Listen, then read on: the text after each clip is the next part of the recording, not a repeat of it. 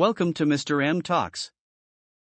இன்று பிப்ரவரி 16, 2024. இந்த channel share market தகவல்களை நாளுக்கு நாள் புதுப்பிக்கிற. சரி பார்ப்போம்.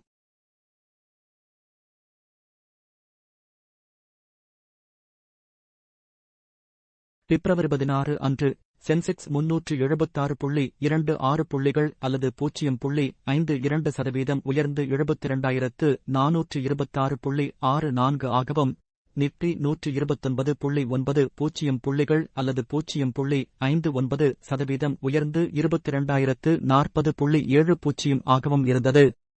சுமார் 2,126 பங்குகள் முன்னேறின, 1,583 பங்குகள் சரிந்தன, 87 பங்குகள் மாறாமல் இருந்தன.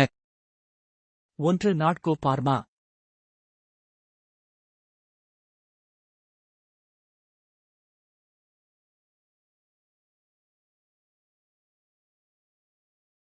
நாட்கோ பார்மா டிசம்பர் காலாண்டில் வலுவான வருவாயின் ஆதரவுடன் அதன் நிகர லாபம் ரூபாய் 212.7 கோடியாக 3 மடங்கு உயர்ந்து 2 நாட்களுக்குப் பிறகு நாட்கோ பார்மாவின் பங்குகள் 14% பெரிதாகி 52 வார உயர்வை எட்டியது.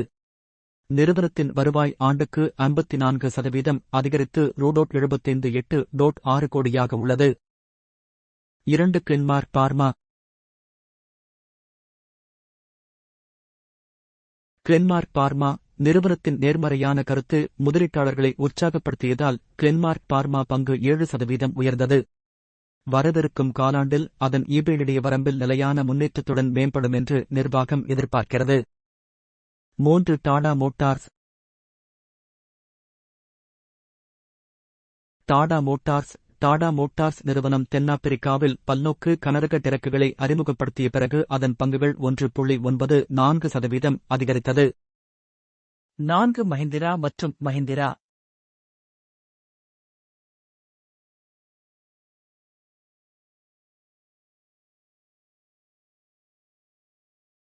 மஹிந்திரா அண்ட் மஹிந்திரா ஃபோக்ஸ்வேகன் உதிரி பாகங்களை அதன் மின்சார வாகனங்களில் பயன்படுத்துவதற்கான ஒப்பந்தத்தில் நிறுவனம் கையெழுத்திட்ட பிறகு மஹிந்திரா மற்றும் மஹிந்திரா பங்குகள் 4.13% உயர்ந்தன. இரு நிறுவனங்களும் 2022 ஒரு கூட்டாண்மை ஒப்பந்தம் மற்றும் கால அட்டவணையில் கையெழுத்திட்டன. 5ஆம் வங்கி. எஸ் பேங்க் பங்குகள் 2% சரிந்ததையடுத்து கார்லைல் குழுமம் 1.35% பங்குகளை 1056 கோடி ரூபாய் மதிப்பிலான பங்குகளை சராசரியாக ரூ.27.1க்கு திறந்த சந்தை பரிவர்த்தனை மூலம் விற்றது. 6 மெட்பிளஸ் சுகாதார சேவைகள்.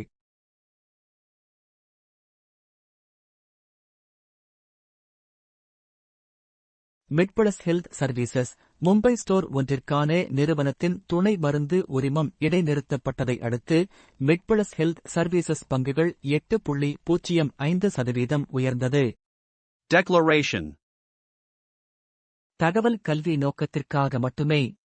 நான் SBI பதிவு செய்யப்பட்ட நபர் அல்ல. எனது சேனலை சப்ஸ்கிரைப் செய்து ஆதரிக்கவும்.